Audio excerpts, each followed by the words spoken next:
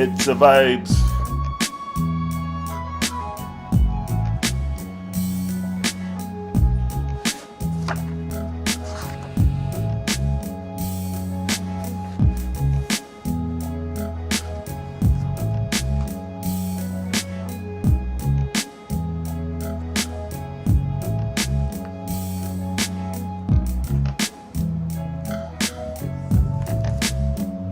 It's the vibes.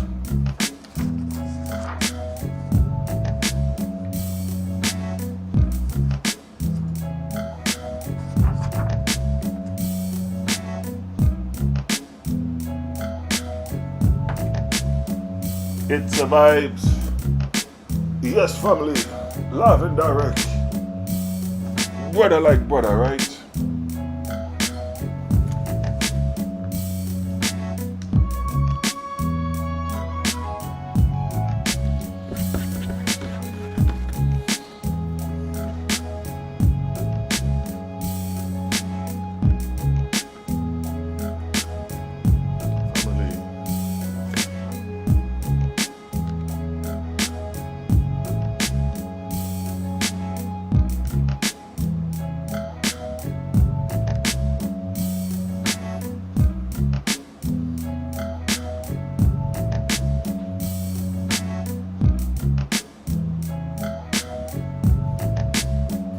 It's the vibes.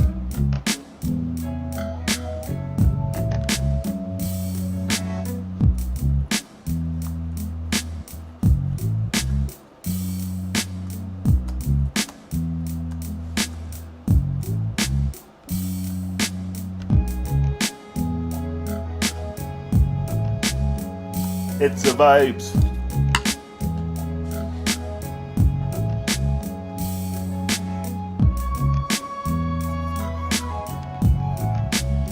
What it do, family? You know what it do. It's your boy Selah Shalom. Selah Shalom, according to the text, as it is written. That's what we dealing with. Yeah. Let's bring it back.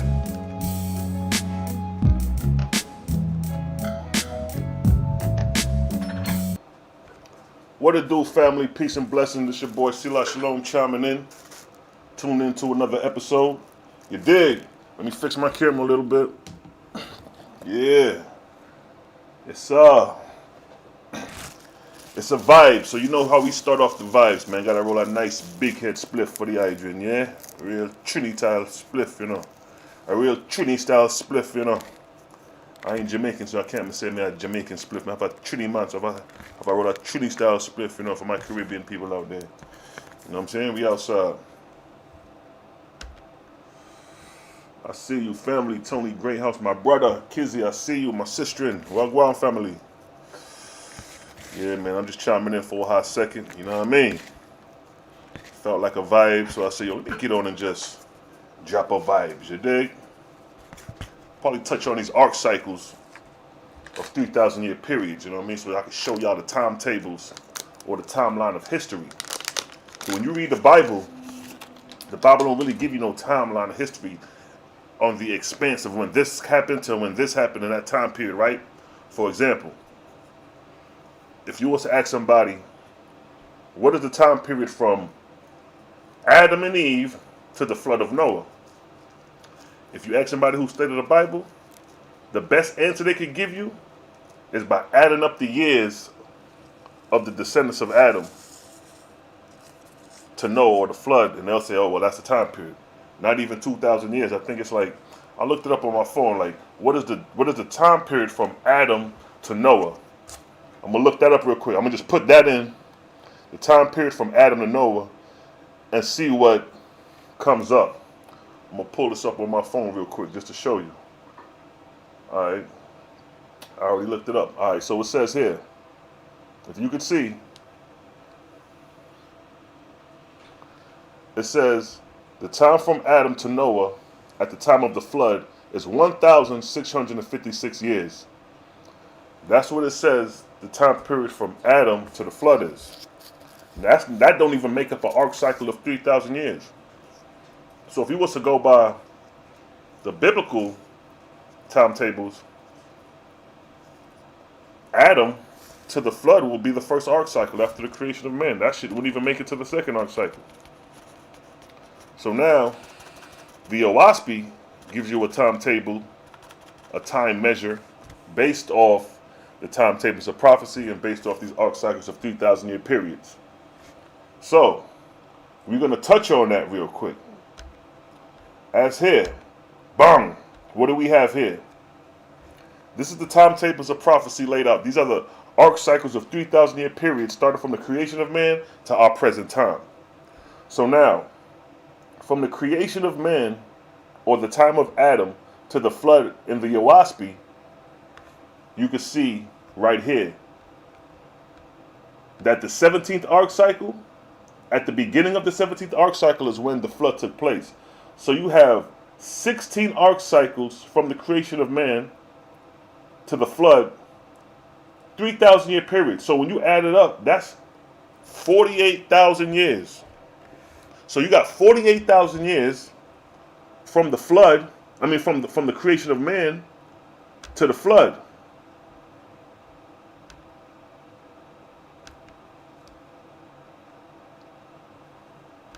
Bam! See the earth is in the 17th arc cycle right now. So from the first arc cycle to the 17th arc cycle, or the beginning of the 17th arc cycle, is a time period of 48,000 years. That's a big difference compared to your 1,600 and what? How many years? Let me see. Let me look at the phone again. 1,656 years. That's a big difference. If we was to go by the biblical timeline, just counting the descendants of Noah, we'll still be in the first arc cycle. You'll still be in the first cycle. You'll still be here. You don't even make 3,000 years. The biblical definition don't even give you a 3,000-year marker. So the time of Adam to the flood, according to the Bible, is still in this first arc cycle. But according to the OAHSPE, bang, over here, the 17th arc cycle. 48,000 years. Based off that, right? But if you noticed, in the 10th arc cycle, it says the first era of civilization. Right? Boom. Let me get it right. 10th era, right there. So according to the OAHSPE, after the creation of Adam, or Asu, or man and woman, 30,000 years after the creation of man is when the earth, or humans, had their first era of civilization. And we're going to touch on that. First, let me touch on the fact that the first arc cycle was during the creation of man. As stated, in the book of Sentanti, son of Jehovah, no, in the book of Synopsis of 16 Cycles, chapter 1, verse 5, it states, at the time of the creation of man, which you see right there where the earth is, where it says the Ark of One, creation of man. Put my phone on vibrate. And I'm going to read that over. Boom. Alright, so from the creation of man, so verse 5, at the time of the creation of man, the earth was traveling in the Ark of One, what you see right there on the screen, where dwell thousands of Orion chiefs with thousands of millions of high-raised angels. So at the time the earth entered the first arc cycle after the creation of man, the Ark of One, or during the creation of man, in that arc cycle there dwelt thousands of Orion chiefs with thousands of millions of high-raised angels. Verse 6, the holy council of Orion chiefs, through the wisdom and voice of Jehovah, appointed one of their number, Sethantes, to take charge of the earth and to people it with immortal beings during its travel in Wan. So it is the Ark of Wan that the Etherian angel Sethantes came to help develop man in his ways. Because man at that time was like a child. When a child comes into the world, the child knows nothing. The child is blank. When a baby comes into the world, a baby comes into the world knowing nothing, right? You got to educate it. So man came into the world in that same fashion, knowing nothing, had to be taught by his peers. And who was his peers at that time? The angels. That's what that verse was saying.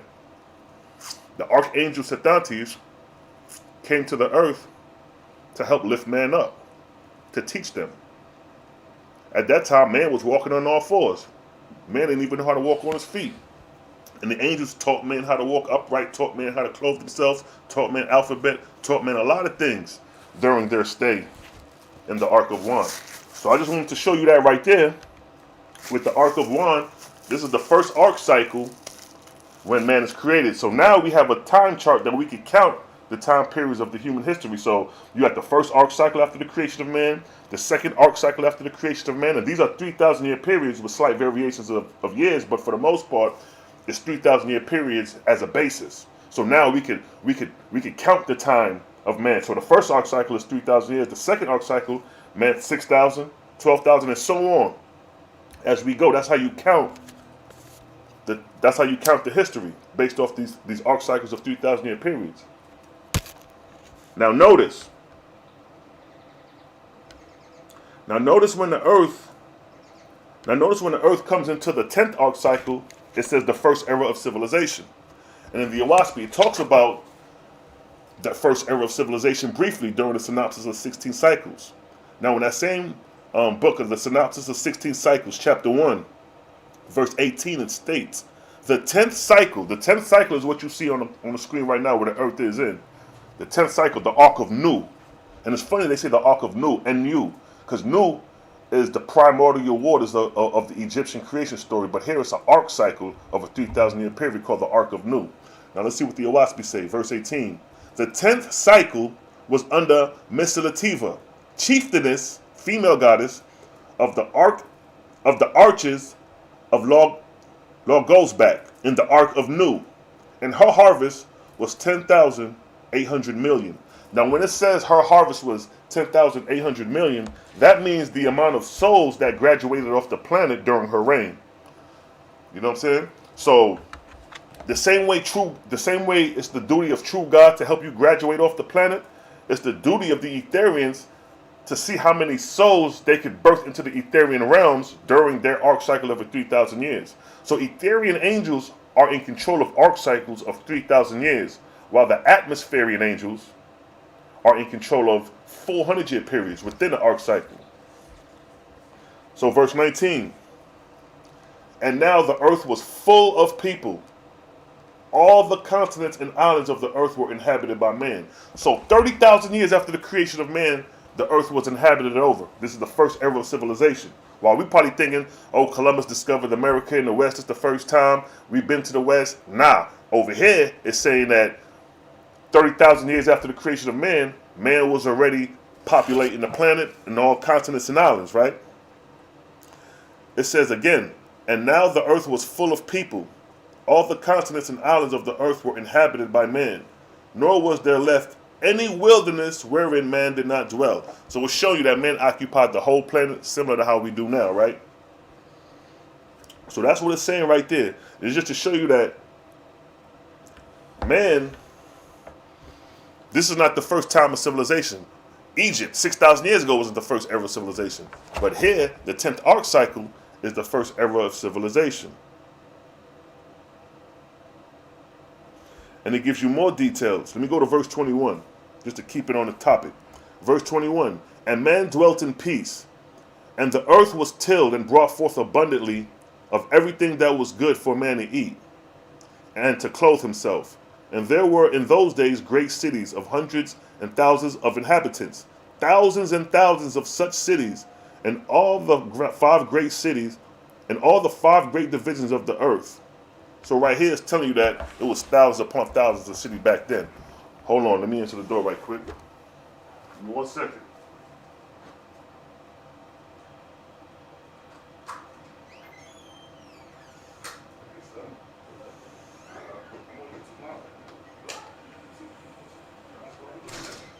Everything good? Yeah. Okay. No, looking at your head. Yep, everything's all fine. Come to the lab, I'm in. I'm back, family. Had to answer the door. That was my youth. My son, Mandem. You dig? So check it. All right, so we in the 10th arc cycle, and we describing how we got civilizations and cities going on. 30,000 years after the creation of man.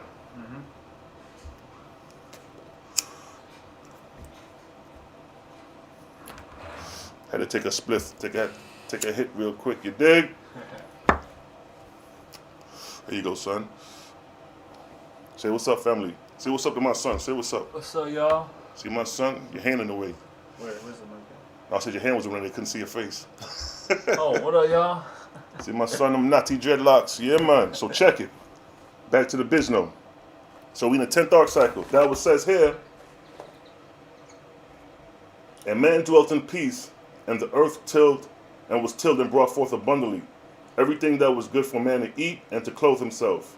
And there were in those days great cities of hundreds and thousands of inhabitants, thousands and thousands of such cities, and in all the 5 great divisions of the earth. And man built ships and sailed over the oceans in all directions, around about the whole world. See that? The whole world. So the whole world was occupied at this time, 30,000 years after the creation of Adam. And man built ships and sailed over the oceans in all directions, around about the whole world. By the angels of the Lord was he taught and guided in all things. See that? So man just ain't wishfully just decide to create a boat and decide to go sail across the ocean and not knowing where he was going. He was guided by the angels. Like I said, the angels act as our teachers. Now, and man had books, both written and printed, and the young were taught in schools, and knowledge of the sun, moon, and stars, of all things that are upon the earth and the waters thereof. This was therefore called the first period of civilization on earth. See that? So OAHSPE is giving you the first era of civilization on earth. You think it's coming from the time of Egypt. The time of Egypt is the 23rd arc cycle. Look at the 23rd arc cycle, way down there. But we at the 10th arc cycle right here. So it's showing you OAHSPE is rendering up these missing histories that you would know normally from your Bible, because your Bible don't tell you that. You dig? So that's where we at, the 10th era. I mean, the first era of civilization in the 10th arc cycle. So now from the 10th arc cycle to the flood, bang, right there. That's where that now the 17th arc cycle is the time of the flood. So the 10th arc cycle is the time of the first era of civilization. Now we're coming up to the flood. Let's see what the conditions of man is during the flood.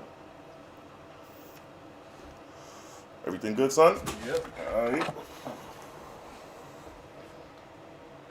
So let's hear what happens when the earth reaches the 17th arc cycle and the conditions therein. So let's see.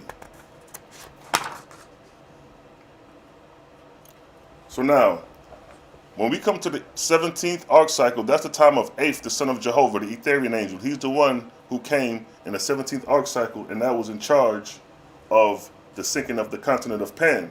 So let's read what it says in chapter 3, verse 16. It states,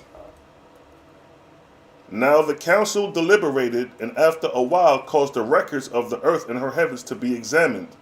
And they discovered that the heavens of Waga, or Pan, was beyond redemption because of the great number of spirits of cannibals and of the multitude of fetals. Fetals is engrafted spirits. It was as if a disease in the flesh be healed over externally, leaving the root of the disease within. So was Pan, the continent, and her heavens. The redemptions of the cycles remained not with her, but evil broke out forever in a new way. So here is telling you that by the time the earth gets to the 17th arc cycle, the continent of Pan is in chaos, is in turmoil. Man had descended to cannibalism. Spirits are becoming fetals and grafting themselves on mortals. Now think about that. Man is a cannibal. Man is becoming cannibals, right? Eating other human beings. So for a man to get to that point, to be eating human beings, that shows you how man could descend from righteousness to beast type practice. So this is important, because the way we going right now on the earth with all the violence, if we keep destroying ourselves, destroying, killing each other, destroying societies, once we start destroying the places of learning, and years pass, and you can't go to school, you can't learn the alphabet, you're going to resort back to goo goo gaga. You're going to resort back to primitive ways based off the destruction of your civilization. Right? So, the 17th arc cycle is during the time of the flood. So that's 16 arc cycles. That's 40. So from the time of the flood to the time of Adam, 48,000 years.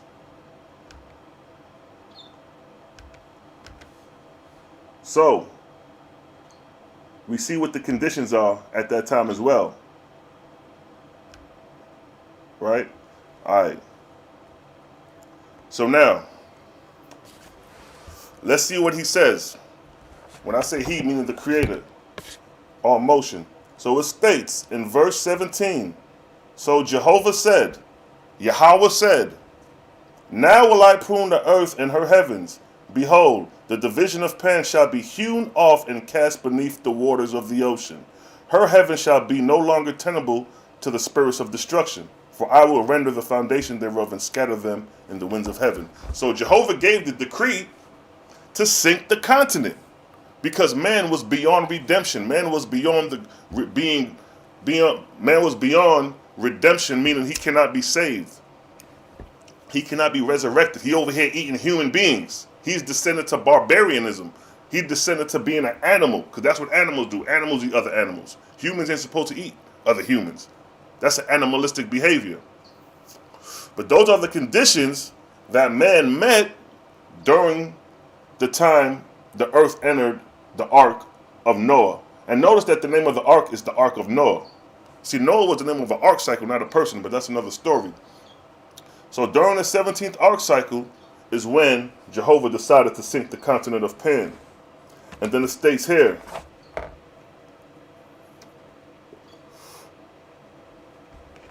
in verse 26. Matter of fact, I'm going to start from verse 24. Jehovah said, go forth, my sons and daughters. See that? Daughters, the goddesses is present. Woman is present.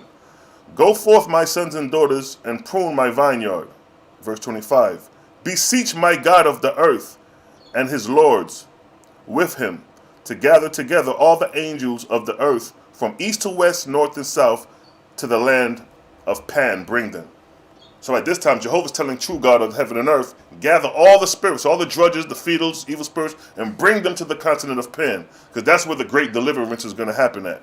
So by bringing them to the continent of Pan, that's a strategic move that the Creator is telling true God to do, because once they come to that continent of Pan, they're going to be bound. There's going to be no escape. They're not going to be able to escape and go to another country or go another head, because they're going to be hedged around with the wall of fire. Now, again, verse 26. My Etherian ships of fire. What are Etherian ships of fire? UFOs. But OAHSPE describes that these ships can, the same way they can be cloaked in the cloud. In your Bible, when it says they followed the Israelites, Moses, and the Israelites was followed by a cloud by day and a fire by night. These spaceships have the ability to cloak themselves with clouds or cloak themselves with fire. So if we see a meteorite crossing the atmosphere, we may think that's a meteorite, not knowing that could be a spaceship that's cloaked with fire. So now again, verse 26. My Etherian ships of fire shall surround Pan, the continent of Pan, on every side. And I will cut loose the foundations of the earth at the borders of the ocean and the mountains of Gan. Nor shall any prop or cornerstone stay my hand. And I will send rains and winds and thundering, and the waters of the great deep shall come upon the land, and the great city shall go down and be swallowed up in the sea. See, Jehovah's giving a decree to his Etherian angels, like, all right, this is what y'all niggas gonna do. Y'all gonna surround the continent, hedge that shit around with fire, so these niggas can't escape, and we're gonna compress and sink the continent, and the spirits of the dead, we're gonna receive them on birth blankets and deliver them in colonies in the atmosphere there for their redemption and purification. So the shit is already mapped out what's going on. It ain't like these angels is coming through scratching their head on what to do. So now, verse 27 gives you a description of Pan prior to its sinking, showing you some of the names and showing you some of the thousands of cities that was in existence at this particular time. And this is 24,000 years, or really 25,000 years from our present time. So from our present time back to the flood is 25,000 years. And from the flood back to Adam is 48,000 years. So you can see the time scale and the time period that the OAHSPE is dealing with in comparison to the Bible, when in the Bible, from Adam to Noah, if you add the generations, it's just 1,656 years. That don't even make one arc cycle. So now, verse 27 is going to show you the description of the continent of Pan. Verse 27, and the rich valleys of Ma, with her 1,000 cities shall be rent with the madness of men and women fleeing before the waters of the ocean. Now imagine that. Just imagine these people. You don't have no clue what's going on. All you know is that the earth shaking and you see massive water coming towards you. And it says what? With madness of men and women fleeing before the waters of the ocean. And women and children shall fall by the way and be drowned. And men shall go down in the water and rise not. Now look at that. How terrifying is that? It's telling you that women and children is going to perish in the flood. But keep in mind, this is not done without thought and responsibility about what they're going to do with the spirits of the dead. It ain't just like they killing them and the spirit's going to be in chaos and cast in hell like the biblical God. Jehovah in this book got a plan of redemption. And then verse 28 states, and the wide plains of Og, with her thousands of cities, and with the great capital of Penj, and the temple of Ku, and Bart, and Gan. So they tell you this continent was filled with thousands of cities, and some of these names kind of got Asiatic names to them. Like Ku, K-H-U, Bart, Gan. You know what I mean? Some of the Penj, those are like names you'll find in like China and stuff like that. But now, it says, all right, let me run it from the top. And the wide plains of Og, with her thousands of cities, with the great capital of Penj, and the temples of Ku, and Bart, and Gan, and Seon, shall sink to rise no more. And in the Dalug, the air of heaven shall be filled with the screaming and wailing of millions of mortals going down in destruction. Look at that. Look at the description the OAHSPE is given concerning the people who will go down in the flood, who will perish, right? So this is what's going on in the 17th arc cycle after the creation of man. This is your flood. This is your Diluve. It was the sinking of the continent of Pan. In the Bible, it didn't tell you that it was a continent sunk. It just talks about the sinking. It just talks about a flood, a great flood. Nor does it tell you the locality of where this flood started from, nor what ocean this flood started from. So in the OAHSPE, it gives you locality. The flood was in the Pacific. That's where the Diluve started, in the Pacific Oceans, and rippled out from the center, going to its circumference. So the hardest hit areas of the flood would have been the west coast of America, like California, Mexico, Central America, and South America on the coastlines. And on the other side, it would have been Japan or China, Asia Minor, the coast of India. Or that would have got hit hard from the deluge, the waters that have been coming. Just imagine the tsunamis from that continent sinking. This continent was bigger than Africa. So just imagine you sink a continent on that scale and the tsunamis that'll come with that. So OAHSPE gives you a good insight about these things. So that's the 17th arc cycle that happened, right? Now when we come to the 23rd arc cycle, you see from the 17th to the 23rd, now the 23rd arc cycle is the time of Egypt. That's the time when the pyramids was built. That's the time when the Egyptian creation stories came out. That's the time when the Sumerians came out. And that's the birth of the Hebrew Israelites. That took place in the 23rd arc cycle. The 23rd arc cycle is 4th millennium BC, 3953 BC to 1553 BC. That's the time period of the 23rd arc cycle. So look at all those arc cycles prior to Egypt. All that history prior to Egypt, while niggas are stuck on Egypt. Egypt is the best preserve we got for the last 6,000 years. So right here is Egypt. Right here is the flood, and right here is the beginning of where man was created. All this is during the inhabitable age of man. This is the time period right here that the earth is habitable for man. It's just suitable for man to exist on the planet. And this is half of the arc cycle. You know, the arc cycle is 144,000 years. I mean, this is half of the inhabitable age. The inhabitable age is 144,000 years. Half of 144,000 years is 72,000 years. And that's exactly what you see here. From the first arc cycle to the 25th arc cycle, that's 72,000 years. Or from the 24th arc cycle. So from the first arc cycle to the 24th arc cycle, you time that by 3,000 years, you're going to get 72,000 years. That's half of the inhabitable age. We're at the halfway mark of our existence. We got another 72,000 years before we become extinct to the planet, where the planet becomes unsuitable to support animal life. So the 23rd arc cycle is the time of the time of the rise of Egypt. 3953 BC in Egypt, that's the Nakata period. That's pre-dynastic. That's before the kings. That's before the pharaohs. The Nakata period. Nakata got 3 periods, 1, 2, and 3 phases. And if you notice during the Nakata phases of Egypt, 1, 2, and 3, there was no war going on. There's no document of war. You see pottery, you see things that arts and culture, but you don't see war until you get to Narmer, 3100 BC. That's when you start to see bloodshed, because the Narmer palette shows that. So the Nakata 1, 2, and 3 was mainly a peaceful period. That's when probably Jehovah still had peace reigning before the false god made their presence on the earth. So now, the 23rd arc cycle, that's the Nakata period in Egypt. In Sumer, Mesopotamia, it's called just Dar. That's that period. Or the Ubaid period. The Ubaid period and the Nakata period is pre-dynastic prior to the kingships of Sumer and Egypt. See, we got that information. Although that's documented information in history, but now you see we can place it in the timetables and show you where it's at. So after that, you got the rising of the kings. 3100 BC, Narmer comes on the scene and the kingship, the old kingdoms of Egypt begins. You know what I mean? You got the old, middle, and the new kingdom of Egypt.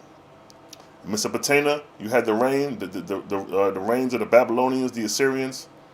All that taking place then. And the cycle, the 23rd cycle ends with Moses. So the 24th arc cycle is another 2,000 years from here to here. So Egypt is right here, the 24th arc cycle. Here we go, the 24th arc cycle. Boom, right there. That's the beginning of the Exodus. At the beginning, 1553 BC is the time of the Exodus. That's the time of the ending of the middle kingdom of Egypt and the beginning of the new kingdom. And Amos is the first ruler of the new kingdom. Amenemhet IV was the last ruler of the middle kingdom. Amenemhet IV was Moses. Amenemhet IV, Amenemhet III, Sobek Nephru, that was the household of Moshe, who we call Moses in the Bible. In Egypt, that's who he was, Amenemhet IV. Amenemhet IV was not the son of Amenemhet III, as documented. And then he was his half-sister to Sobek Nephru. So that fits the story of Moses as it is in the Bible, as far as what household Moses was raised up in. Because you ask some of these Hebrew Israelites who was Moses in Egypt, they can't tell you. They'll tell you that it was the time of Ramses. No, the time of Ramses is the new kingdom. 12th century BC. The Exodus already took place. But they say that because that's what their Bible say. So that's off. But in the OAHSPE, being that we got the timetables of prophecy, we could put it exactly where the time of Moshe was. The ending of the collapse of the middle kingdom was the Exodus. The Hekakasut, the expulsion of the Hekakasut, that was the Exodus, hands down. So now that's the 24th arc cycle. The 24th arc cycle is from 1553 BC, the time of the Exodus, the time of Moses, to 1848 present time AD. 1848 present time. That's where we at, the 25th arc cycle. The 25th arc cycle, bang, right there. You see that? That's where we at right now. That's where we at right now. We 160 something plus years in the new arc cycle. 2048 will be the 200-year period that we've been in the new arc cycle. So that's where we at right now. So from the creation of man to the 25th arc cycle, 72,000 years. So man been on the planet for 72,000 years, 78,000 years. Between that time period, I'm just giving you the basis of 72,000 years because that's the basis of prophecy. So man, they've been on the planet for no millions of years. We've been on the planet not even 80,000 years. Just like an apple. An apple may bear fruit this year. But come next year, the apple tree will bear fruit this year, but the next year, the apple tree gonna bear new fruit. So it's just like the earth goes through times where man is recreated again, started from scratch. So the first arc cycle, the time of creation, is when we started from scratch again. Man is created and is inhabitable for 144,000 years on the planet. So that's what's going on. We're in the 25th arc cycle. So this is just a quick basis and a quick rundown of the tables of prophecy. You dig? Oh, y'all up in here chatting away. I see. Yeah. That's what's up. It's a vibes. Guy, my guy, I see you. Kizzy, I see you. Lewis, Lord of Seven, I see you. Shalom Maki. Linda, I see you. Cool. So yeah, huh? He's finishing.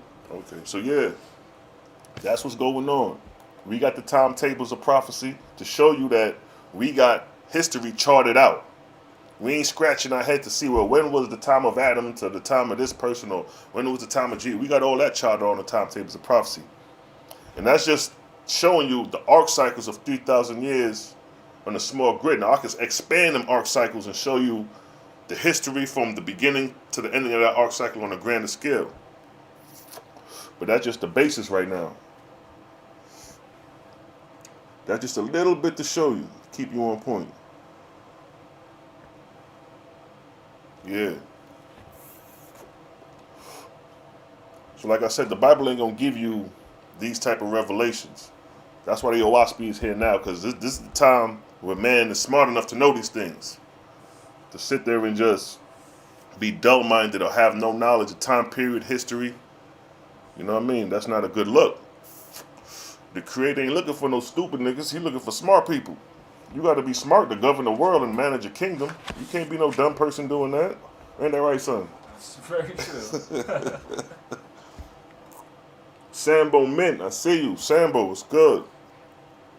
So yeah, wanted to touch on that to show and prove that the timetables of prophecy is a good guideline that the OAHSPE gives you to track time and history.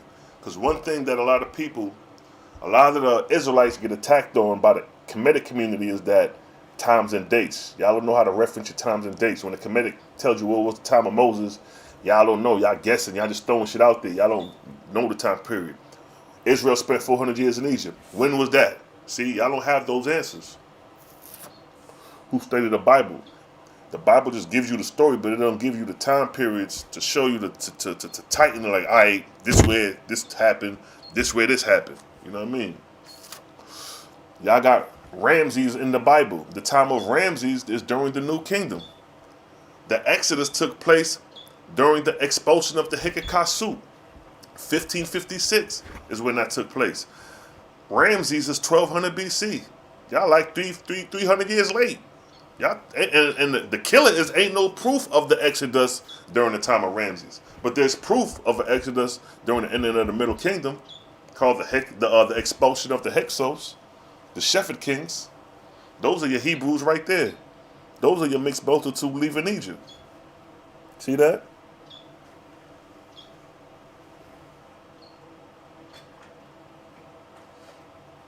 So what we gonna do right now? This is what we gonna do right now. Because it's a vibe. Take a 5 minute and vibe out, yo.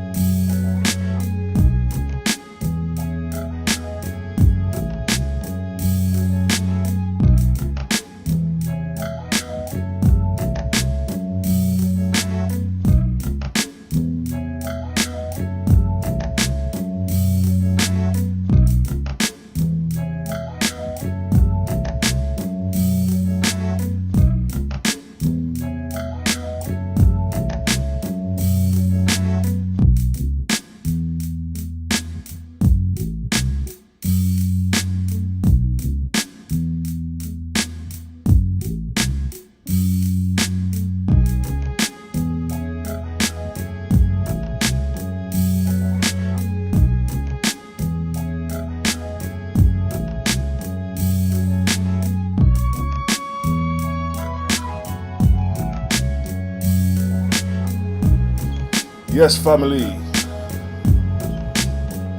It's the vibes. Yeah, you don't know.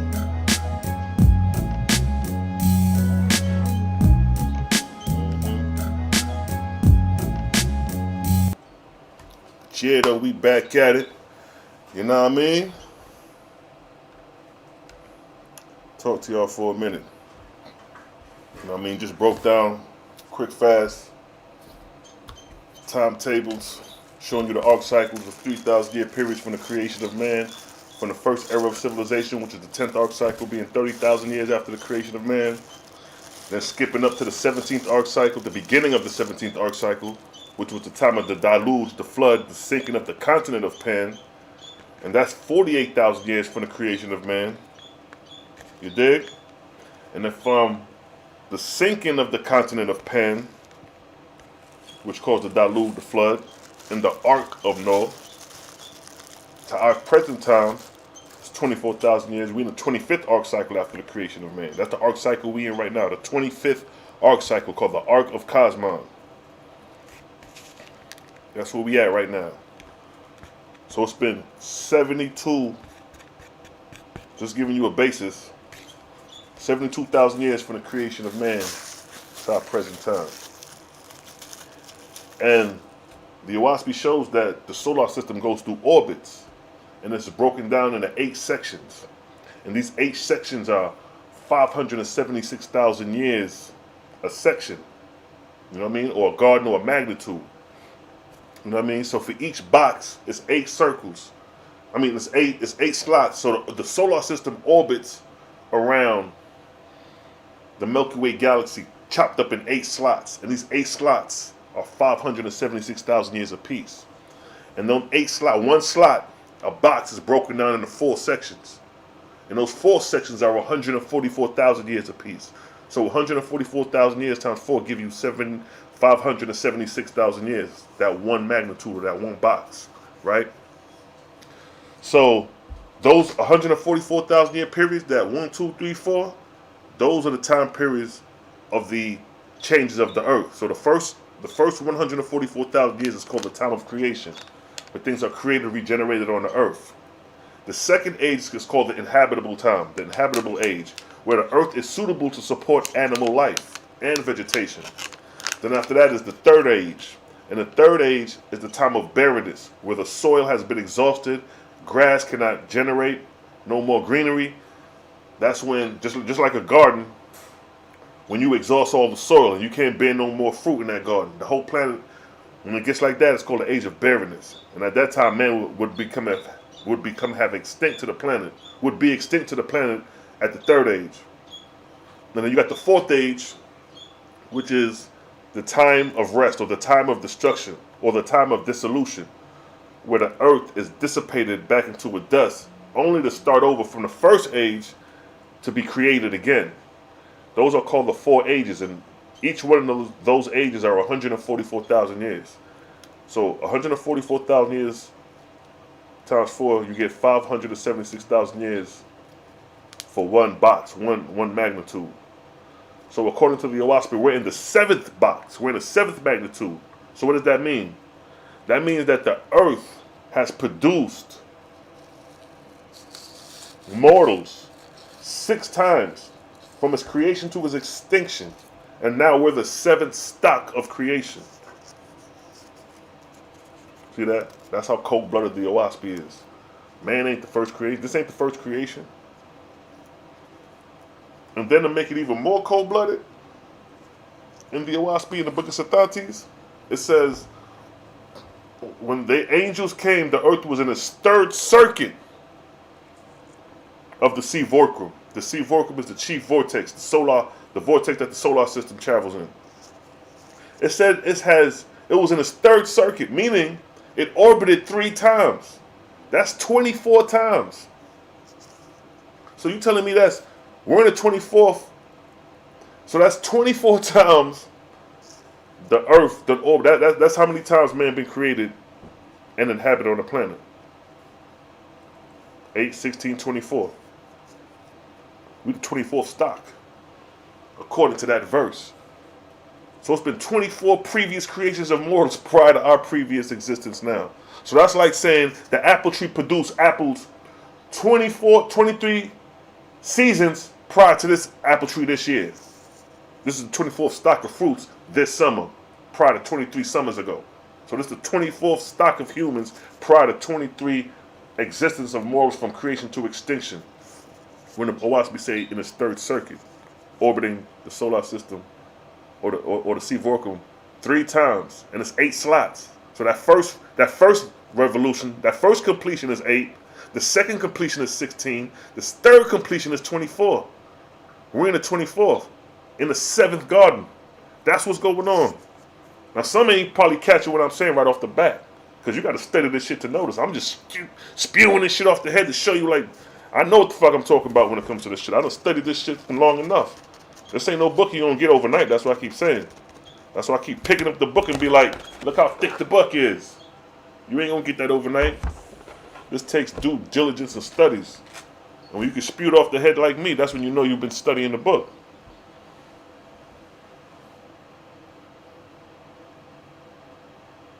Oscillating is when, that's oscillating up and down. The sun oscillates, ups and down, move like this. That's why in OAHSPE they call it the gray serpent, because the sun is leading and the body of the planets is going along, orbiting like this in a circle. That's why OAHSPE calls the solar system the gray serpent, because on the manner of how it moves.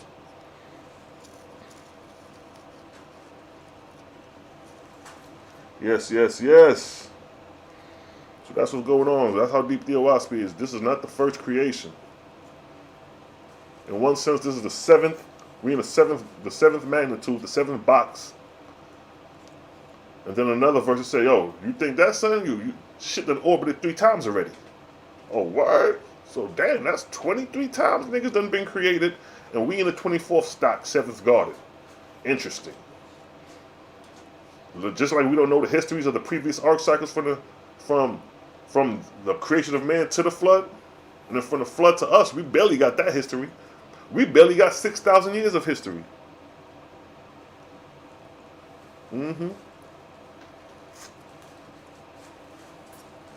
Yes, rolling up the good ganja. Come on.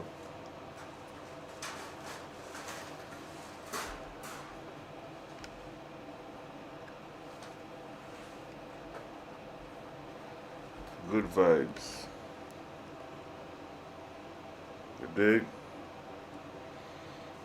But yeah, though, y'all see what's going on? Got the carbon C7 right here. Immune system booster. Full body detox, yo. Get your herbs. bittersweetherbals.com, yo. You know what I mean? Those are the herbs of the creator right there. Those are the herbs of the creator for healing. The cold-blooded carbon C7. You ain't gonna find no other herbalist with a carbon-based tea. You know what I mean? Carbon is the key component to life. Carbon is why anything black in creation in nature is carbon-based. You know what I mean? The greater the carbon, the greater the function of life. Carbon is electrical. Carbon is why you have dreams. Your serotonin and your melatonin that secretes in your pituitary gland and your pineal gland, all that is carbon. Nothing but carbon. Hormones, enzymes, fluids in your body is all carbon-based. So you got your carbon-based tea. Your hair is carbon. Your eyes is carbon. Your skin is carbon. Your mustache and beard is carbon. See that? Your endocrine system is carbon-based. See that? The central nervous system is carbon-based. It takes carbon for your central nervous system to operate properly. Your body's electrical. Carbon and copper, like Sabi said. That sparks electricity. The proof of that is in the car and the generator. The generator got carbon brushes brushing on a copper wheel. The friction, bang, electricity. Same rules apply to the body. Carbon is very important to the human body. The reason the reason the pineal gland is calcified is because dehydration of the carbon cell. You ain't getting no carbon in nature to sustain your serotonin, your melatonin, your fluids. You're dehydrating. You're dehydrating your endocrine system. You're dehydrating the fluids, or you're turning the fluids acidic when they're supposed to be an alkaline. They're supposed to be a negative charge instead of a positive charge. Anytime your fluids be getting a negative charge, it's creating inflammation to the organ. Wherever it's going, it's going to create inflammation. You got to keep it on the negative side. The negative charge is alkaline. So you start feeding your body copper and watch your dreams start kicking in. When you have dreams, your pineal gland working. You know what I mean? That melatonin, that serotonin, that secretion of carbon is working. Then you got the immune system booster, build up the immune system, red blood cells.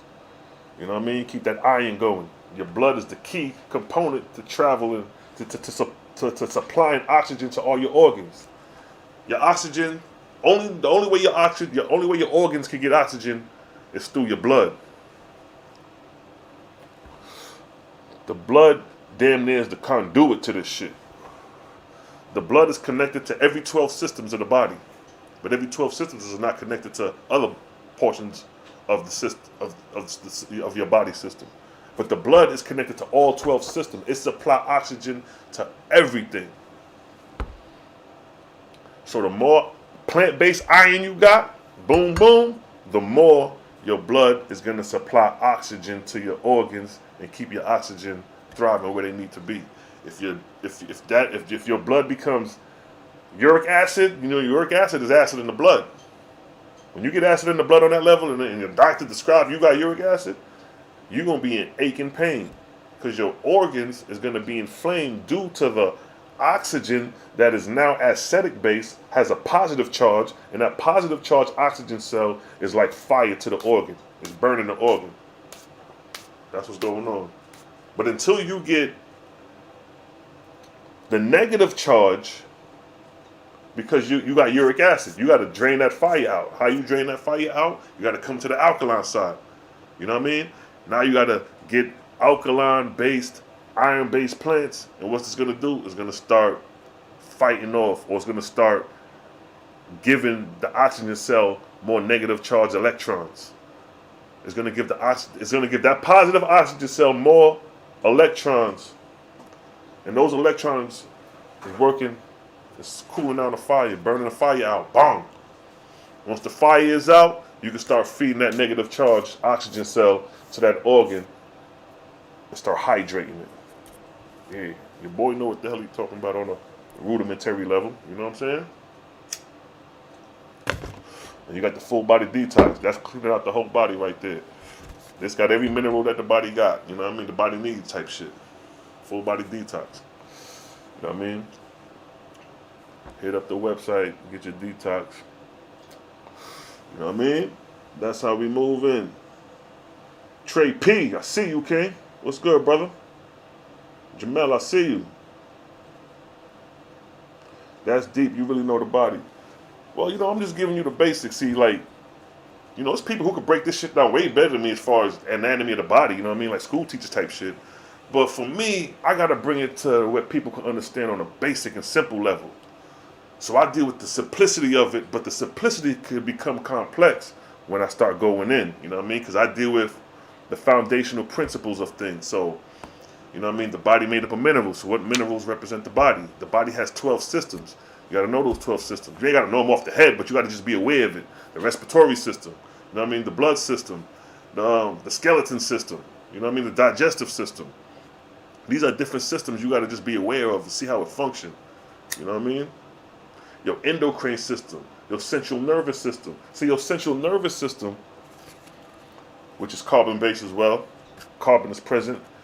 Neurons and shit like that, carbon is present in neuron cells.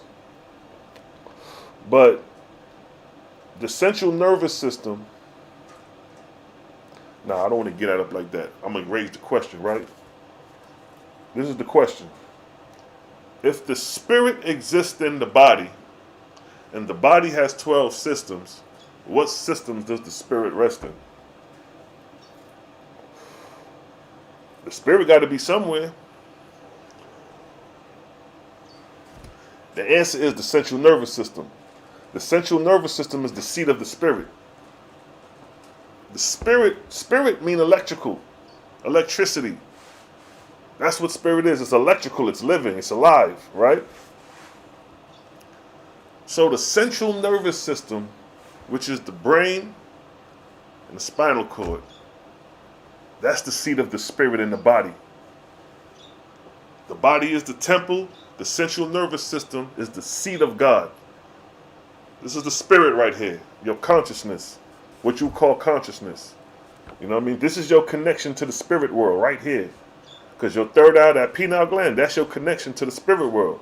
When you dream, you connecting. Regardless of what anybody tells you, when you dreaming, you connecting to the spirit world. You know what I mean? When you have visions, you connecting to the spirit world. All that's done through the central nervous system and the endocrine system. The central nervous system and the endocrine system is the two conduits. The pineal gland, when you have dreams, nitrogen, carbon. Those are two components to tap into the spirit world. You know what I mean? Carbon is the mineral to tap in. Nitrogen is the mineral to take you in. That's really to tap you in, nitrogen, because it's a booster. Nitrogen acts as a booster. It accelerates. So if your cells accelerate, that means it's speeding up. That means it's tapping in into an electromagnetic frequency outside of your normal frequency. So if you're driving at 75 miles per hour and you hit the gas to 95, you're moving at a different vibrational frequency. So the spirit, once you tap in and raise the frequency, that's when you start dreaming. That's when you start seeing shit. Niggas start seeing orbs and shit. Niggas be on mushrooms, tell you all type of shit. You know what I mean? Niggas smoke bud, tell you all type of shit. Niggas who don't do none of that will tell you all type of shit, depending on when you tap in by raising your vibrational frequency. And the way you can tap in, there's carbon C7 to tap your ass in, I'm telling you. Word life. Oneness, I see you, what's good? Shalom family. Yeah, we just here, man. I gave a little lesson earlier about the arc cycles, 3,000 years from the creation of man to the present time, and referenced the first era of civilization in the 10th arc cycle, and the time of the Deluge in the 17th arc cycle. So yeah, that's the illiness. That's the dopeness about it. See, your false God and your Bible ain't teaching you this. See what I'm saying? We supposed to be healers and an example for the people. How these niggas gonna be Israelites on the corner and they getting sick? Niggas getting diabetes and shit. Nah, nigga, you ain't supposed to be having your temple beat up like that. You know what I mean? You gotta address that shit. You know what I mean? Ain't none of us perfect, but goddamn, you know what I mean? Some of these things, like the heavy meats, the beef, the steak, the pork, you know what I mean? Y'all gotta work on that if you eating on that. You gotta work on that. Just trust and believe. When you start getting sick and them organs start failing, it ain't a pretty sight. Because I hear it all day. I hear people calling me all day about health issues, and I gotta address them with the tea. And I've talked to some people, man, they was fucked up, yo. They was messed up due to a poor diet. See, the more you eat meat, the more you eat starches, it slows down your vibrational frequency, your cellular frequencies. You know what I mean? So if your blood is moving at a certain rate and you start eating these foods that creates gunk in the bloodstream, it slows down the blood and it starts clotting together. That's where you get blood clots from. Blood clots is when your veins and arteries become dehydrated of fluid.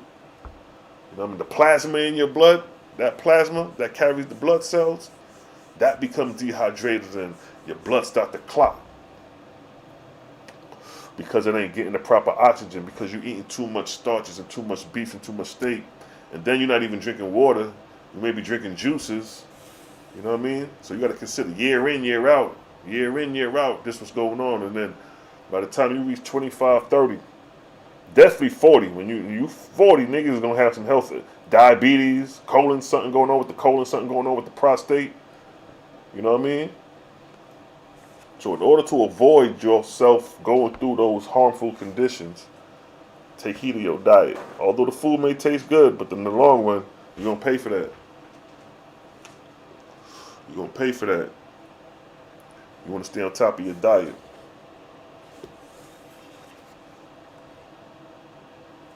Yeah.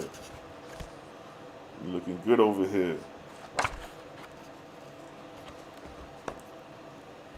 You know what I mean? Speaking of diet, let me see if I can find that verse in the OAHSPE in the Book of Judgment where it referenced the diet. It talks about how the angels can approach you because of your diet. Now, when I read that, I was like, damn, you trying to tell me based off what you eat, they ain't approaching you? I was like, well, I said, all right, that makes sense to me. That's like somebody with bad breath. If they breath stinking, you don't want to approach them. You're going to try to stay as far away from them. So the angels the same way. They smelling the odor of your body through your spirit, through the flesh diet. And they like, nah, yo, we can't come to him, yo, he too foul smelling. You don't know you foul smelling because you done got immune to the scent. Ain't that right, son? Yep. You like it? So check this, like right here. In the Book of Judgment,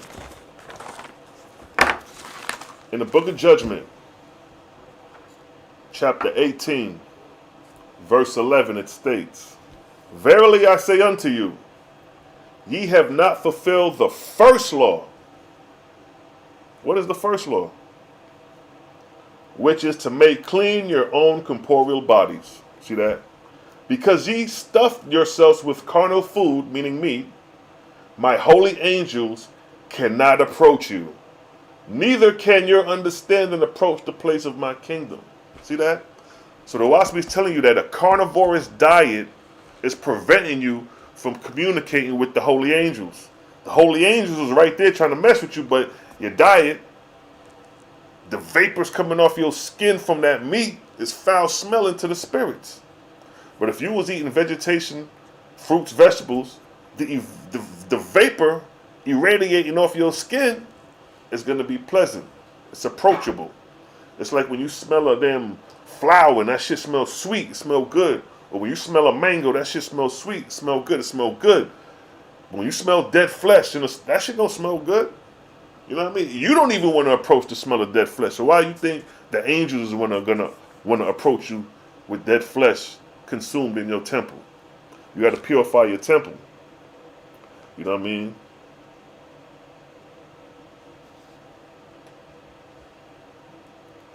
That's the importance. That's the importance of the diet. And I already told you that Jehovah said, I commandeth man. He commands you in this era to become herbivores and not carnivores.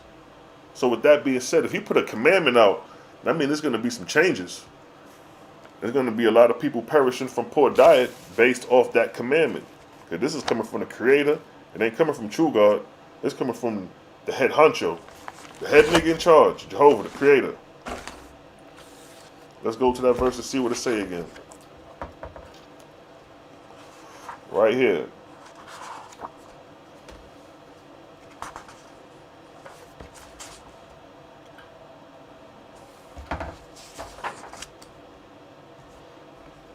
OAHSPE, verse 10, chapter 1, verse 16. Behold, the seventh era is at hand.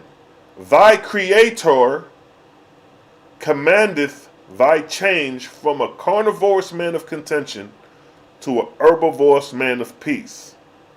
The four heads of the beast shall be put away, and war shall be no more on the earth. See that? That verse, Jehovah, the Creator, it didn't even have Jehovah right there. It said Creator. Plain. You can't run from the Creator. It says the Creator says, I command you.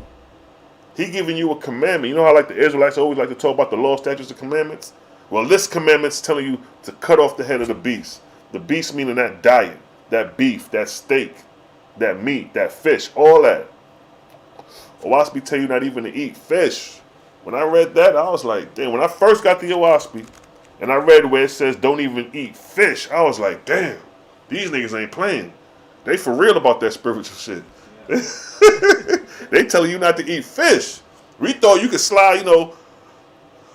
Before that, you know, it was like, yeah, you know, fish okay. You know what I mean? I don't eat meat, but I eat fish. You know, that's good for the water. Jehovah, the Creator, said, not even fish. I want you to become completely herbivores. And it's the reason why the Creator is telling you He wants you to be herbivores. The Creator is the most smartest being ever in existence. That's the Creator. How are you going to tell the Creator no? How are you going to go against the Creator if He's commanding something? So man has been carnivores for so many centuries throughout the years.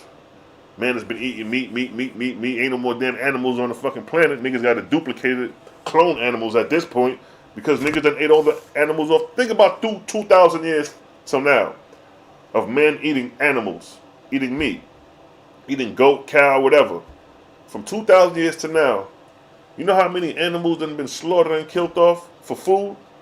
For you to eat? That's barbaric. That's barbaric in the eyes of holiness and purity. Because Jehovah gave you mangoes, pineapples, strawberries. It's a variety of fruits out there. Ain't no excuses why not to be herbivorous. And that's just the fruit kingdom, let alone the vegetable kingdom. Your zucchinis, your squashes, your red onion, your scallion. You dig?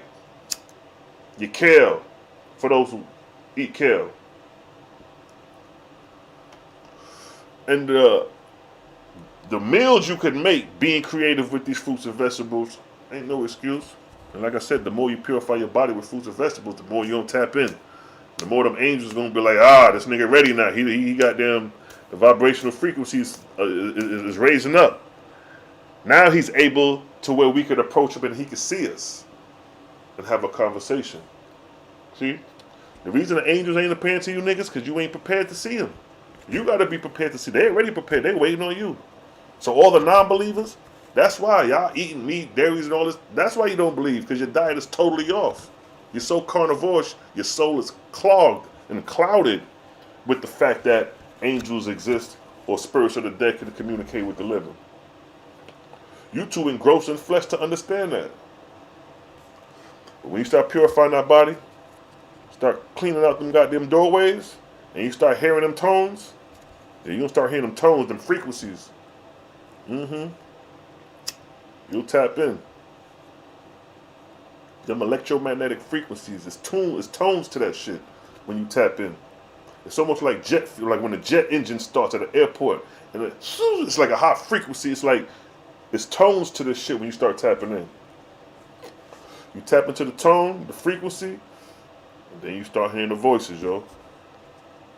And when you start hearing the verse, and you start hearing the voices, and if that's your first time, you're gonna spook out. Because you done tapped in and then you done heard some shit and you're like, oh shit, what the fuck? I can't tell nobody I heard a voice. They gonna think I'm crazy. So you bury it in.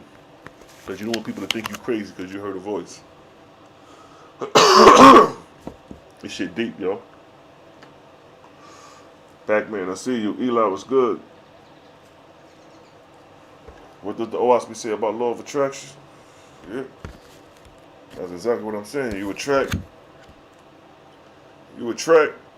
So if you eat carnivorous foods, if you're a heavy meat eater, you're gonna attract impure spirits. Spirits that, when there was one time morals, was heavy carnivores. So the atmospheric foods, the vapors coming off the sweat of the animals, that's their sustenance. That's what they sustain themselves off of.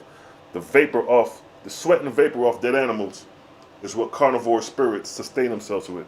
Because everything got to sustain it. Nothing in creation exists without sustaining itself. So spirits got to sustain itself through atmospheric sustenance that rises from the earth.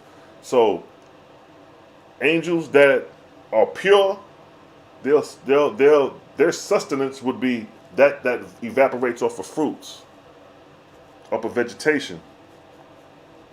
That everything radiates into the atmosphere. Everything. You know what I mean? Some fruits you can smell from a distance. You pick that up. That atmospheric particles are sustenance for the spirits of the dead. So if you're a vegetarian and crossover, your sustenance is going to be atmospheric vegetarian food. And likewise with the spirits who are carnivores. They're going to feed off atmospheric sweats from the dead of that animal. and sustain themselves until they're weaned off of that, because you're not going to be on that diet forever. If you don't catch it now in the corporeal world, you're going to catch it's angels that's going to learn to teach you how to become herbivores in spirit if you don't catch it while you're alive on earth.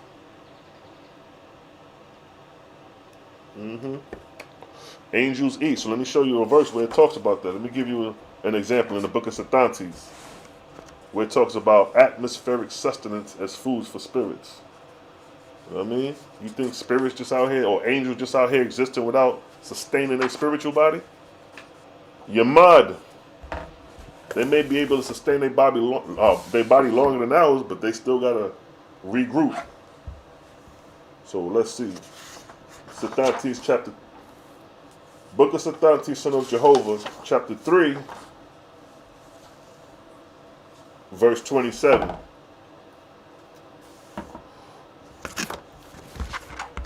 It states, Jehovah said, from the trees, the fruits, and flowers, and grains, and seeds, and roots that grow in the ground, have I created a ceaseless harvest going upward into the atmosphere.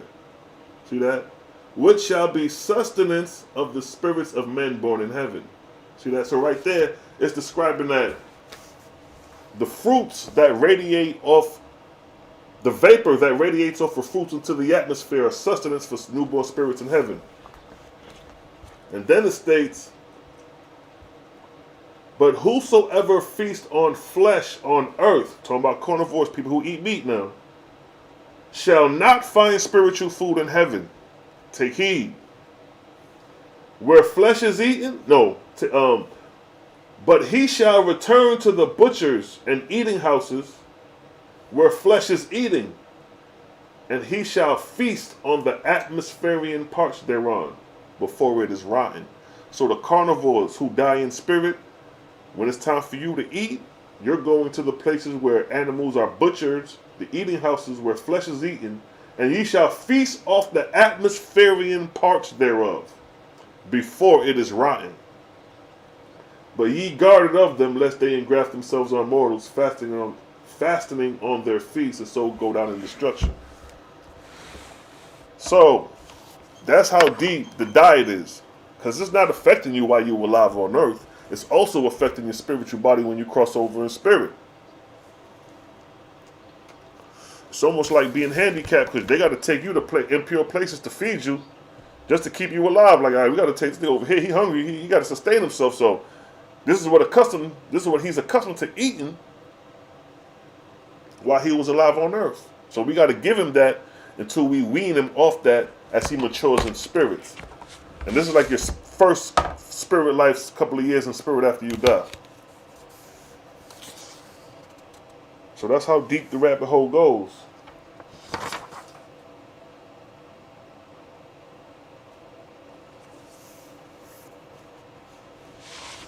So that's why it's important to stay on top of your diet. Oh, that fried chicken. Yeah, that fried chicken gonna give you cancer. Beef and steak definitely gonna give you cancer. You know what I mean? After 30, 40 years of eating beef and steak, you're gonna end up getting cancer. You know what I mean? Fried chicken and all that. If you eat a lot of spicy food, fried wings, after about 20, 30, 40 years of that, you're going to have ulcers, stomach ulcers. Yeah, you're going to have that. You're going to have stomach ulcers, you're going to have high blood pressure. Because you're feeding your body too much acid. And over 20, 30 years of doing it, you're feeding your body acid, your body got so immune and your organs is weakening. Then you go to the doctor, and this nigga gonna run down a list of conditions that you got. Oh man, you got arthritis, you got hepatitis, you got diabetes. You got to change your diet. Let me give you a diet plan. That's what your doctor gonna tell you. Then you trying to run to the herb man. Yo, man, you think you could? After 30 years of beating your body up now you got to reverse another 30 years. Damn near get it right. So it ain't gonna be no overnight shit. That's why it's important to purify the body. It ain't no overnight thing, but you can do it. You dig? My meals, it varies. You know what I mean? Like, as a kid, I wasn't a big eater. I was more of a drinker coming up. I drank juice like water, not water, but like water, juices. You know, I'm Caribbean, West Indian.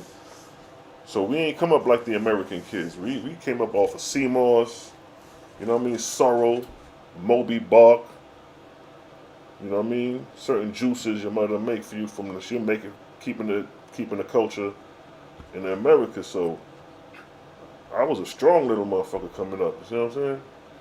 But my diet is, you know what I mean? I like to do smoothies. They got the spot called Tassili's. They make these kale wraps killer. You know what I mean? And I stay on the herbal teas. Stay drinking that. Sometimes you'll drink some of that. That shit'll kill your appetite because of the bitterness and shit.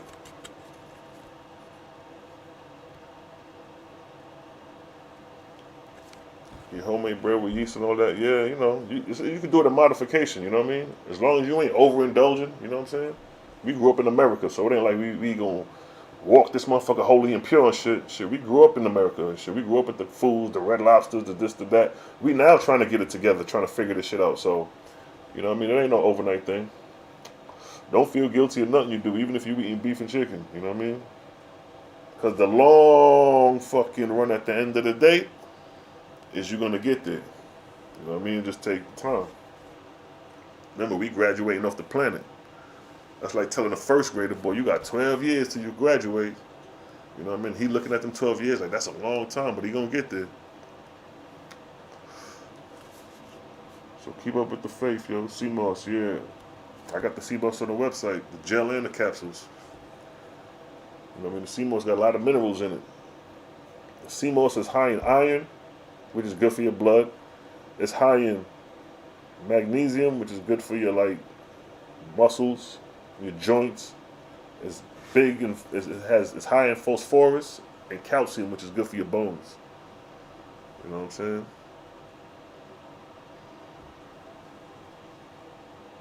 High pH. Yeah, anything coming out the ocean is 8.5 alkaline. Ocean water is 8.5 alkaline. So anything coming out that dealing with seaweeds is going to be on that scale of 8.5. And they say 8.5 alkaline is what kills cancer cells. So if you tapping into sea moss, you participating on killing your cancer cells if it's a possibility you got cancer. You know what I mean? And this right here, the immune system booster, that shit is high in sea moss. This ain't nothing but iron. This ain't nothing but carbon, and this ain't nothing but all the minerals combined.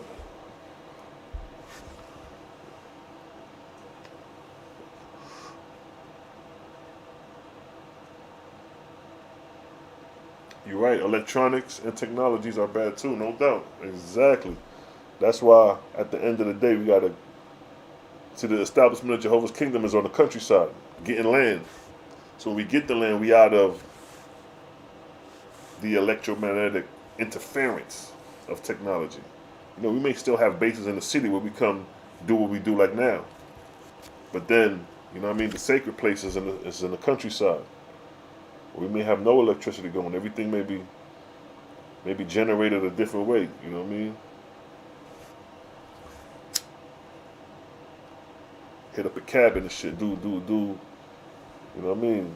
Generate electricity independently from a grid.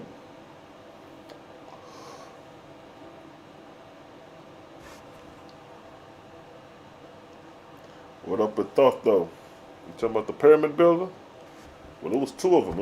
It was a first thought when the creation story was first taught, and Osiris went down for a first time and got a thought. Then there's another one named Hojax who built the pyramid. They styled him thought. So the OAHSPE goes pretty deep, showing you different characters. Yeah, a lot of gods took on the names of other gods and shit like that.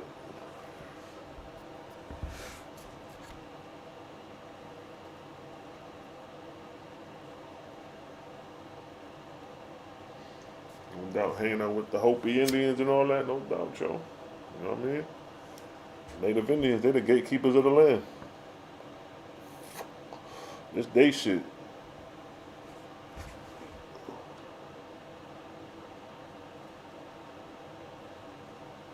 The start of fallen God. Now, when OAHSPE mentions Thoth, they mention him as a mortal man. They don't mention him as an angel. You know what I mean? But he was under the influence of the false gods, though. Like the pyramids was the inspiration of the false gods. Is fucked up to make sound, but it's a master architect. But the objective and the agenda was for Osiris to have added priests, and they'll go into the pyramids, and they'll go into what they'll call the dormant state by swallowing their tongue, and the other priests will close him in a chamber, and then an angel will assist him outside the pyramid through the shafts into the lower heavens in spirit, and then they'll behold the heavenly kingdoms of Osiris. That's what the OAHSPE say. So it was astral projection going on in them pyramids. I mean, that's why they built a certain way, and that's why it's no air could come in there, because in OAHSPE they call it the death trance. Matter of fact, let me get it right quick. Let me read that verse with Thutmose going into the pyramids and then astral projecting the spirit out of his body by swallowing his tongue. That's a dangerous thing to do. You'll never catch me doing no stupid shit like that. But this is what the false god had man doing at this particular time. Doing dangerous goddamn rituals and shit. Let me see if I can find that right quick. Give me your minute. You know what? I'm out finding this OAHSPE quicker. See that beat up OAHSPE be speaking volumes. Let me see here. Book of Wars, where we at with it? Midnight, alright. Where we at with it? That's the creation story.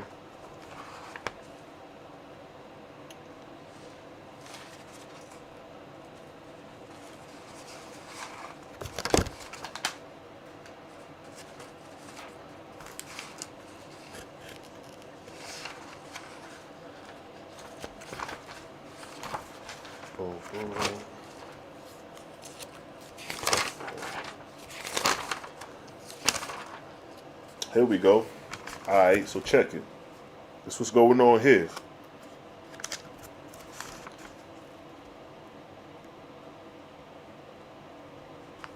Alright, so after the pyramids was built, here's the purpose of why they built the pyramids. It's one reason building the pyramids is a beautiful architecture, great architectural work, regardless who built them.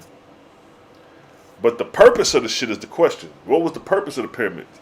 You know, they got all the theories you hear on History Channel and all that, you know what I mean, a generator, you know, a tomb, all this shit. But OAHSPE gives its purpose of why the pyramids was built and the reason what they was doing in there. And it says right here.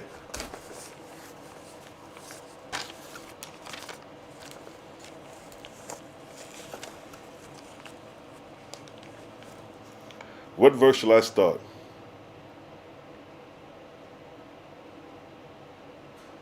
Alright, let me start from verse 5. It gets to the point. I don't want to read you the whole shit, but check it. It says here. This is Thutmose, the pyramid builder, after the pyramids was built. Now it says, now in the second month after the temple was complete, so this is 2 months after the pyramids was built, Thutmose the king, having put the affairs of his kingdom in order, went into the holy chamber, and thence ascended into the chamber of life and death. Now the chamber is the same chamber that they talk about in the pyramids, the king's chamber. That's what they're talking about here, the king's chamber. So let me run that back so we'll be clear on the same page. Now in the second month after the pyramid was complete, Thutmose the king, having put the affairs of his kingdom in order, went into the holy chamber, the king's chamber, and thence ascended into the chamber of life and death, leaving the 4 chief priests in the holy chamber. And Thutmose cast himself in death. And in parentheses it says dormancy. And then it says by swallowing his tongue. Whereupon the priests closed the entrance and sealed the king within. That's what's going on here. So first off, the priest, 5 priests walked with him, 4 priests or whatever. He entered the chamber. They closed the chamber. This nigga swallowed his tongue. And this what happens next. Verse 6. Osiris, through his angel servant God Egypt, said unto the priests, one alone shall remain, in quarter watch shall ye dwell within the holy chamber, and I will remain also. So this an angel telling this nigga like, y'all gonna remain while he go do what he do. This an angel telling him this. And it's funny enough, the angel name is called Egypt. So again, verse 6. Osiris, through his servant God Egypt, said unto the priests, one alone shall remain in quarter watch, shall ye dwell within the holy chamber, and I will remain also. And the priests cast lots and divided the watch into 6 hours unto every day. And Osiris sent Baal. Osiris sent Baal. This is the same Canaanite Baal that you know about in Canaan. This is before they fell out. This is when they was working as a team. Osiris sent Baal to the spirit of Thutmose. See, to the spirit of Thutmose. Now remember, Thutmose went into the death trance by swallowing his tongue. He went up in dormancy. So now he's in spirit. So now Baal is attaining to his spirit. So Osiris sent Baal to the spirit of Thutmose and took him to Ego Adin, Osiris' heavenly place, showing unto the spirit the glory of the throne, saying, behold, the God of gods. See that? So Baal took the spirit of Thutmose from out the pyramids into the lower heavens and showed him the heavenly kingdom of Osiris, named Ego Adin, right? The fields of Rush in the Kemetic text.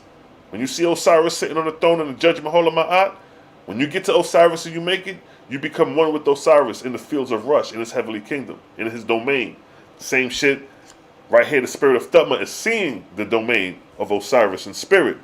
But on earth, we have the proof of Osiris through the judgment hall of Ma'at. When you make it to Osiris, it's called the fields of Reed or the fields of Rush, where you reside in his domain, his kingdom. So now,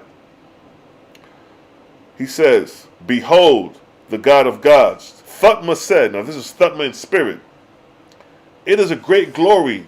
Lo, my eyes are blinded by the light of the Lord my God. After this, Baal took the soul of Thutmose into 1,000 heavenly places in Osiris' heavenly kingdom.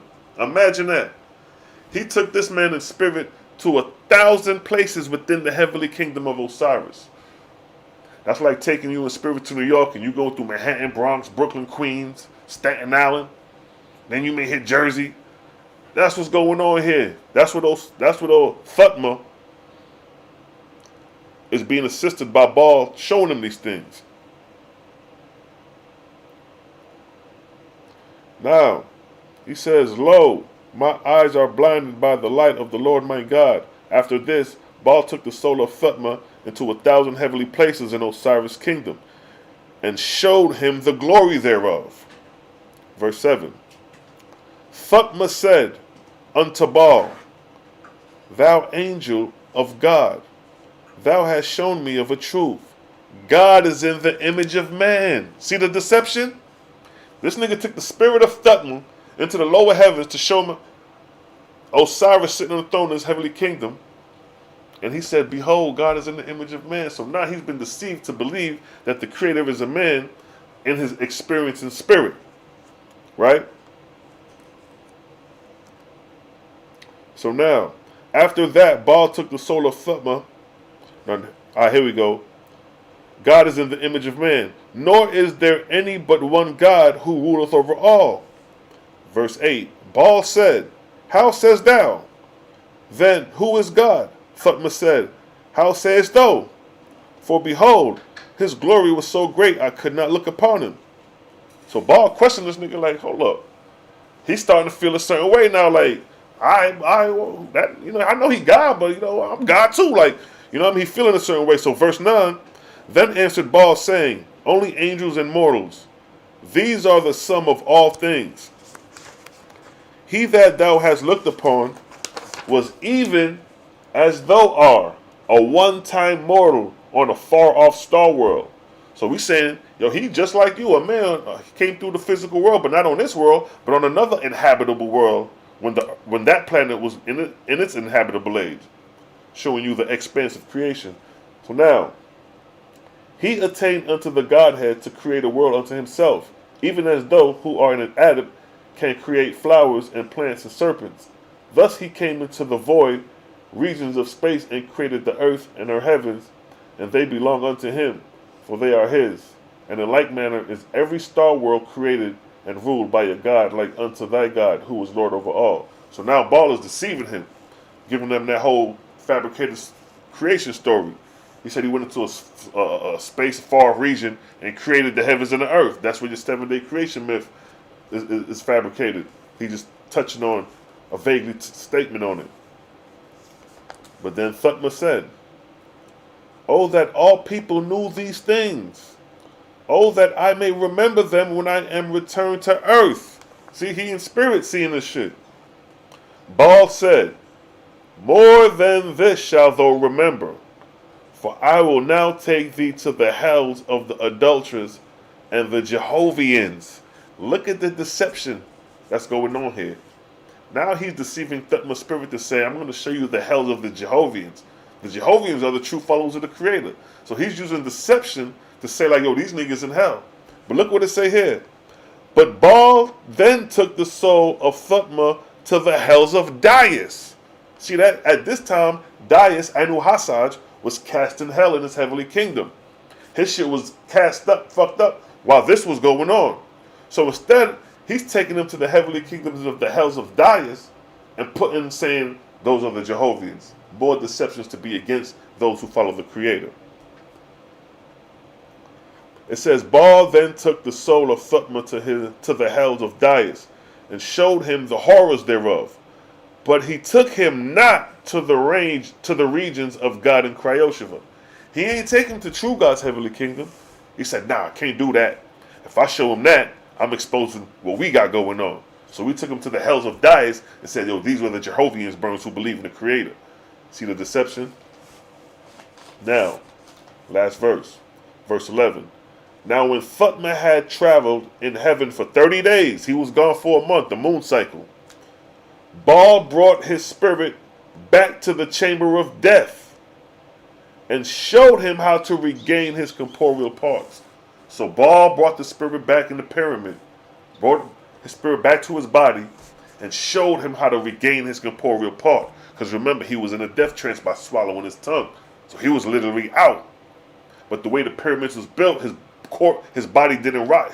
His body didn't start to decay. It held the way it did. So Baal brought the spirit back and showed him how to regain his corporeal parts. Let me run that back again. Now when Thutmose had traveled in heaven for 30 days, a month, the moon cycle, Baal brought his spirit back to the chamber of death and showed him how to regain his corporeal part, the which he did.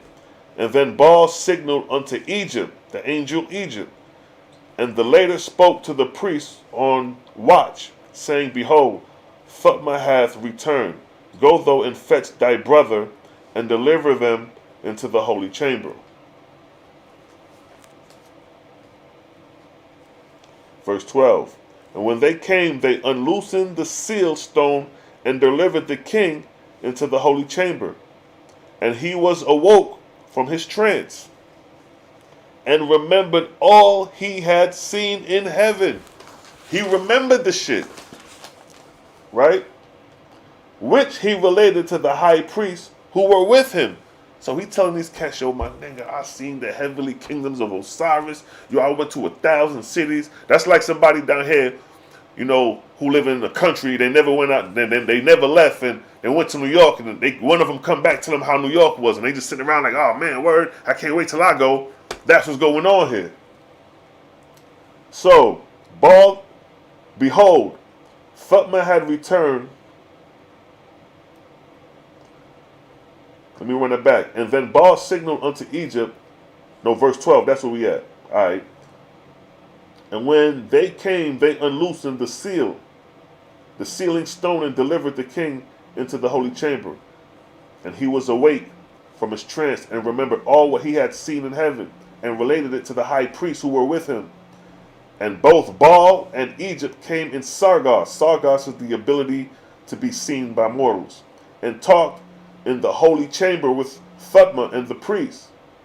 For one day the king remained in the holy chamber, that his spirit be reconciled to the flesh. See that? And on the next day he and the priests came forth out of the temple and sealed the doors thereof, and placed the king's guard in charge, that no man or woman might molest the place. Now Thutmose had been in the death trance for 40 days. So that's what's going on in the pyramids, bro. That's what's going on in the pyramids.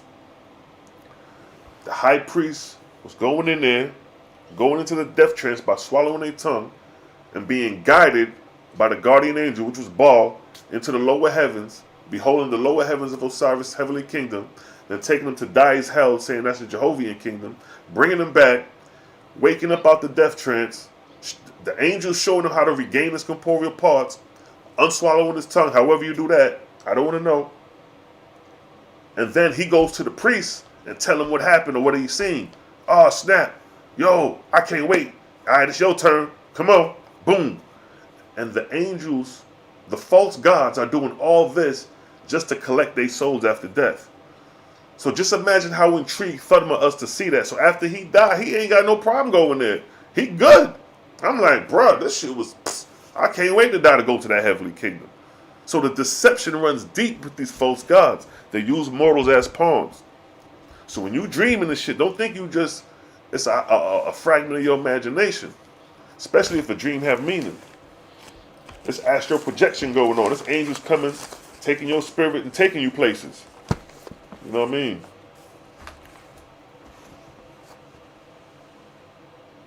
OAHSPE way too detailed, exactly. That's what I said.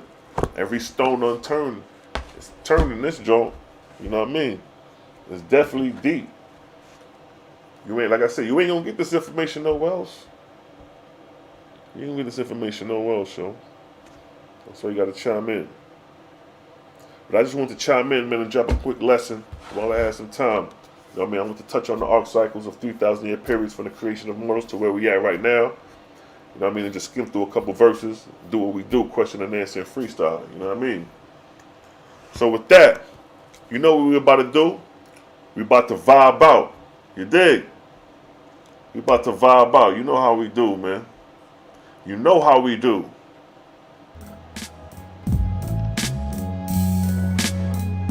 Let's vibe.